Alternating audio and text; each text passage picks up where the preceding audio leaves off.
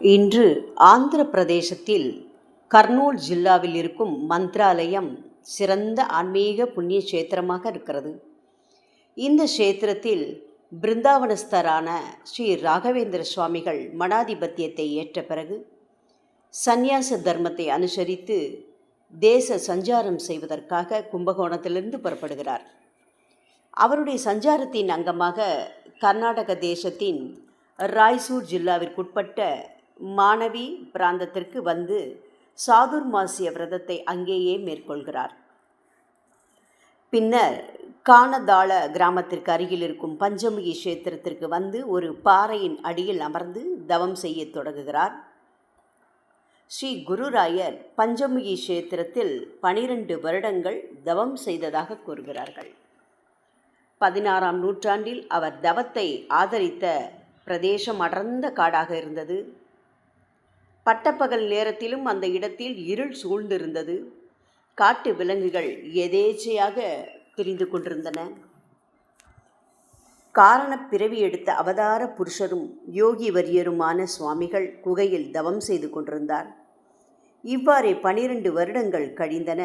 ஒரு நாள் சுப முகூர்த்தத்தில் சுவாமிகளுக்கு திவ்யமான ஒளியுடன் குண்டலங்களை தரித்து கிழக்கு திசையில் வானர முகத்துடனும் தெற்கில் நரசிம்மர், மேற்கில் கருடன், வடக்கில் வராகர், மேலே ஹயக்ரீவ முகங்களுடனும் 10 கைகளில் வாள், கேடயம், பாசம், பர்வதம், மரம், கலப்பை, அங்குசம், கதை, திரிசூலம், கபாலங்களை ஏந்தி கொண்டு தங்க நிற தேகத்துடன் உடலில் ரோமங்களுடன் கூடிய பஞ்சமுக ஆஞ்சநேயன் ஸ்ரீ ராகவேந்திர சுவாமிகளின் எதிரில் பிரத்யட்சமாகிறார்.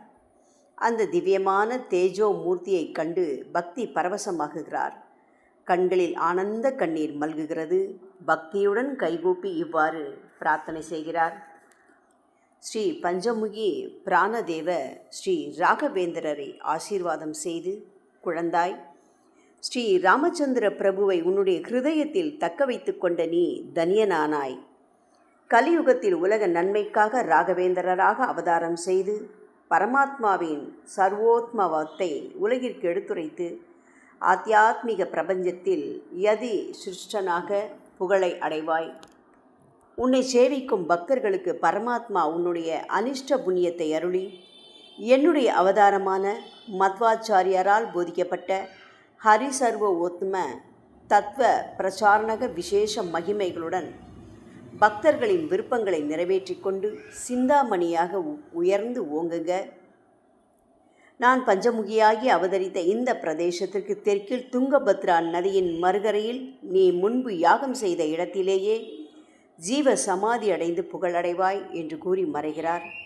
சந்தோஷம் அடைந்த ஸ்ரீ ராகவேந்தர் பஞ்சமுகி ஆஞ்சநேயனை மனதார பிரார்த்தனை செய்கிறார்.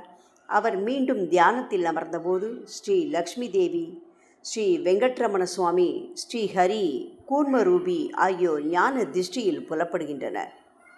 அவர்கள் அனைவரும் ஸ்ரீ ராகவேந்திரரை ஆசீர்வாதம் செய்கின்றனர். பின்னர் அங்கிருந்து குருராஜர் ஆஞ்சநேயர் கூறியவாறே மனதில் நிச்சயித்து தன்னுடைய சஞ்சாரத்தை தொடர்ந்து கொண்டே மந்திராலயத்திற்கு சற்று தொலைவில் இருக்கும் கந்தநாதி என்னும் கிராமத்திற்கு செல்கிறார்.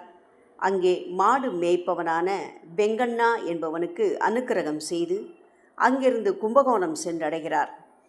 அங்கே சில நாட்கள் தங்கி ஸ்ரீ மடத்தின் நிர்வாகத்தை தகுந்த சீடரிடம் ஒப்படைத்துவிட்டு நவ பிருந்தாவனத்திற்கு சென்று தமது குருக்களின் பிருந்தாவனத்தை தரிசனம் செய்துவிட்டு ஆதோனிக்கு செல்கிறார். ஸ்ரீ ராகவேந்தர் ஆதோனிக்கு வந்தபோது கந்தநாதி கிராமத்தில் மாடு மேய்த்து கொண்டிருந்த வெங்கண்ணா அங்கே ஆதோனி நவாப் சித்தி மசூத் கானுக்கு திவானாக ஆகியிருந்தார். ஆதோனி நவாபிற்கு ஸ்ரீ ராகவேந்திரரை பற்றி தெரியாது. அவரை ஒரு சாதாரண சந்நியாசி என்று நினைக்கிறான். தன்னுடைய குருநாதர் வந்திருக்கும் விவரத்தை திவான் வெங்கண்ணா நவாபிற்கு தெரிவிக்கிறார். நவாப்பும் அவரை தன்னுடைய தர்பாருக்கு அழைப்பதற்காக ஒரு தாம்பாளத்தில் நிஷித்த, அதாவது தவிர்க்க வேண்டிய பதார்த்தங்களை வைத்து அதன் மீது வெண்மையான வஸ்திரத்தை போட்டு மூடி வைத்து ஸ்ரீ சுவாமிகளுக்கு சமர்ப்பிப்பதற்கு ஏற்பாடு செய்கிறான்.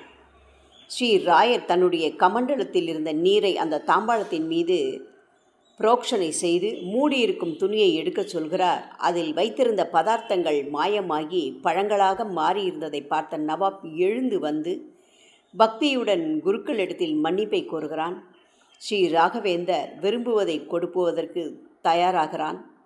இதை கண்ட திவான் வெங்கண்ணா மிகவும் சந்தோஷமடைகிறார். அங்கிருந்து ஸ்ரீ ராயர் துங்கபத்ரா நதிக்கரையில் இருக்கும் மந்திராலயத்திற்கு செல்கிறார்.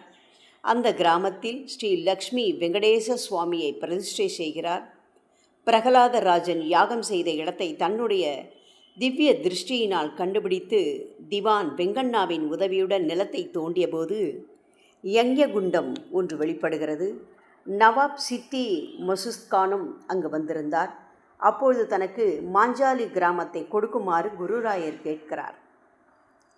ஆச்சரியமடைந்த நவாப் குருராயரிடம் இந்த கிராமம் வறண்ட நிலப்பகுதி, காட்டு பிரதேசம் மட்டுமின்றி அப்பொழுதே அதனை ஒரு முஸ்லீமுக்கு குத்தகைக்கு கொடுத்திருப்பதாகவும் செழிப்பான வேறு ஒரு கிராமத்தை கொடுப்பதாகவும் கூறுகிறான். ஸ்ரீ ராகவேந்தர் இதே கிராமம்தான் தனக்கு வேண்டும் என்று வலியுறுத்தி கூறவே நவாப்பும் அவருக்கு மாஞ்சாலி கிராமத்தை கொடுத்து முஸ்லீமிற்கு குத்தகைக்கு பகரூர், திம்மாபூர் கிராமங்களை கொடுக்கிறான். பின்னர் ஸ்ரீ குருராயர் கிராம தேவதையான மாஞ்சாளம்மாளை பிரார்த்தனை செய்து க்ஷேத்திரத்தை ரட்சிக்கும் தெய்வமாக இருக்க வேண்டிக் கொண்டு பிருந்தாவனத்தை நிர்மாணம் செய்து உயிருடன் அந்த பிருந்தாவனத்தில் சமாதியாகுகிறார்.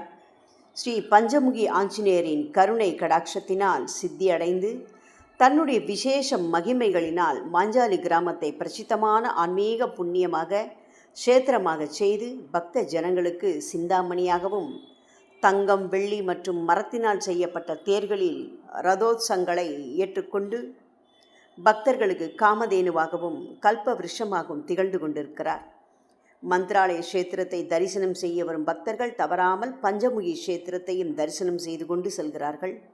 ஸ்ரீ குரு ராகவேந்திரர் 12 வருடகாலம் தவம் செய்த இடம், அவருக்கு பிருந்தாவனம் அமையும் இடத்தை தீர்மானித்து கூறியவரும் அவருடைய விசேஷ மகிமைகளின் புகழுக்கு காரணமான ஸ்ரீ பஞ்சமுகி பிராண தேவரை ஒவ்வொரு பக்தனும் தரிசனம் செய்து சுவாமியின் கருணைக்கு பாத்திரமாக கொண்டிருக்கிறார்கள்.